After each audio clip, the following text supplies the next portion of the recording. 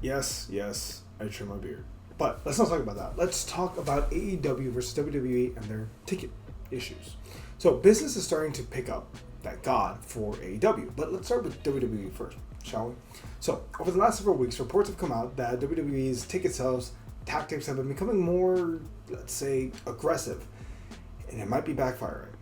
Over the last 5 years, ticket prices for WrestleMania have skyrocketed from 5 years ago, 170 to today, $854. Hell, just 2 years ago, it was only $196. Then last year, it was an average of about $582. Overall, sales are down this time last year, about 18%, but there are a variety of factors. Now, unfortunately, I do have to agree with this one. Creative might not be the only issue. Like, one, they didn't have any matches announced. Now they've had, I think, 4 announced. They have the WWE Championship match. They have the Women's World Championship match. They have the World Title match announced. Essentially, they're pending a bunch of things and a Brock Lesnar Open Challenge. They finally started adding some matches, but seemingly it hasn't really reverberated into a lot of ticket sales that are going on. Another aspect is they're running the same city twice, the old adage of killing the territory if you run it too often. There's a reason WWE does not run New York, like Madison Square Garden, every single Raw for 10 weeks in a row. Like, you're going to burn out the crowd, you're going to burn out the area. That's a fact, you will. Residencies are fine if they're small, but WrestleMania, like a massive show like that, which is very expensive, no, I could see burnout in that. Also, just the fact is, on a political level, tourism in the U.S. is down just across the board on a U.S. level. Obviously, it has to do a little bit with the orange jackass in the White House and people not feeling safe coming to the U.S. Besides the fact that we've had a lot of immigrants leave the U.S., like scholastically speaking, right? Like, apparently Canada and Europe and Australia have been safe havens for scientists, and China as well, willing to fund the research to make the world a better place. But I'm sorry, I'm not trying to get political. Let's go back. Tourism in the U.S. is just down. We're unpopular right now. Our national anthem got booed at the Olympic hockey game, which, again, fair enough. And then we can jump into the bad creative aspect of it. So WrestleMania, so Triple H's first couple years, right? Going into WrestleMania 39, Vince was still kind of there, but he could lean on the bloodline. Going into WrestleMania 40, what could he lean on? The bloodline versus Cody and his ascension. 41, seamless heel turn. Well, what's the big angle here? I said in a video a while back, after seeing his retirement, that ticket sales are going to be down, and I'm willing to bet they're going to scapegoat Triple H as the reason why. Whereas, in reality, he does deserve some of the blame, but also, like, the creative is not good. That's his part of the blame. The creative is just not good. It's glacial at this point. Maybe Jacob Fatu as WWE champion could be a lightning rod, but I don't know. Apparently Cody was advocating to lose the WWE Championship to Drew McIntyre, but that hasn't done much because, again, and let's go back, Vegas is very fucking expensive.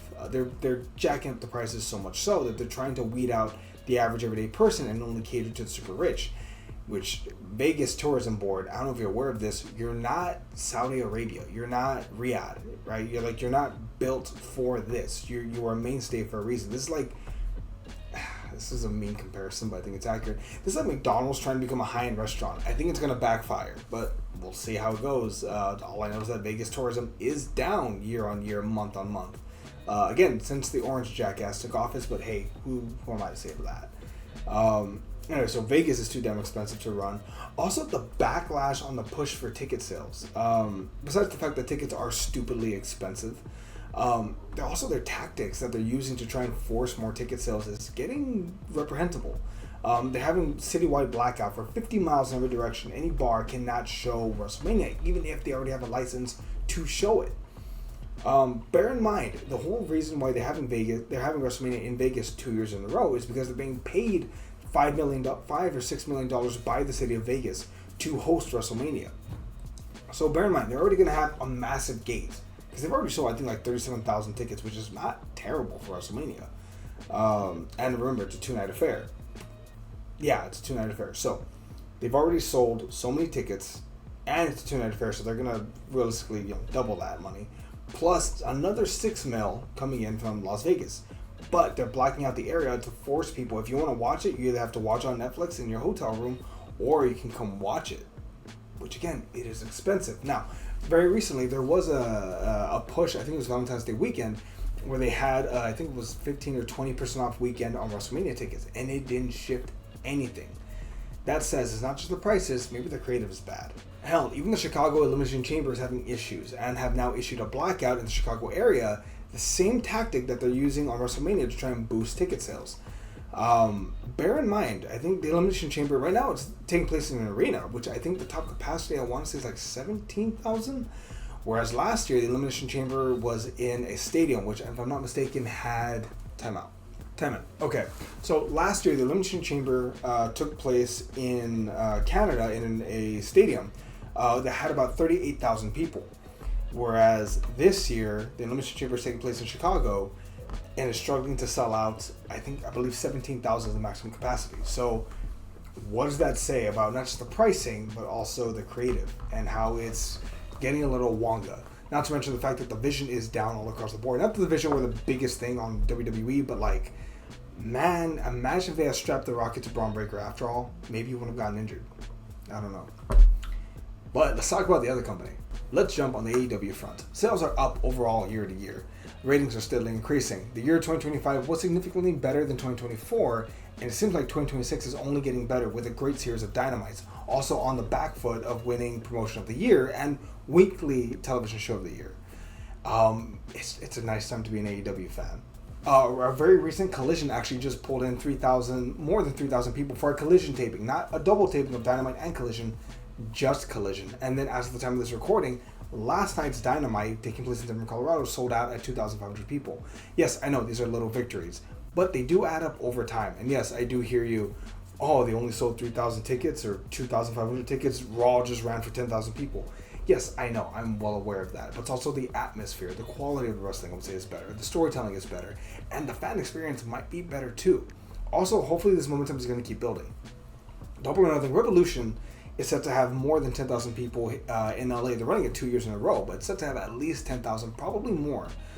This year's Double or Nothing is set to take place from a stadium. It's a tennis stadium in New York. It's a New York debut, actually. 14,000 plus can fit in the venue. It's entirely possible Double or Nothing may hit the 14,000 number, maybe even higher than that. We'll just have to see and find out. Revolution is also set to be a strong show. Maybe next year, hopefully they're trying to set up, since WrestleMania is going to be taking place in Saudi Arabia next year, Tony Khan has let slip that he is planning a big Revolution show, maybe even the same weekend as WrestleMania. That'll be interesting.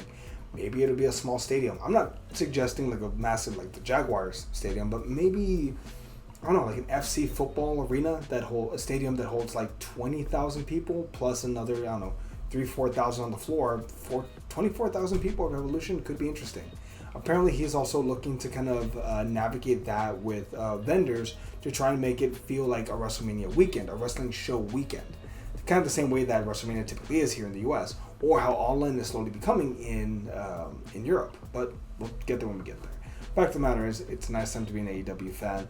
WWE fans, maybe consider watching Dynamite or Collision. I guarantee you, you'll love MJF. That said, what do you think of this whole ticket sales issue going on? Let us know down below. Could the tickets be more expensive, and would you still pay for them? Catch y'all next time. See everybody.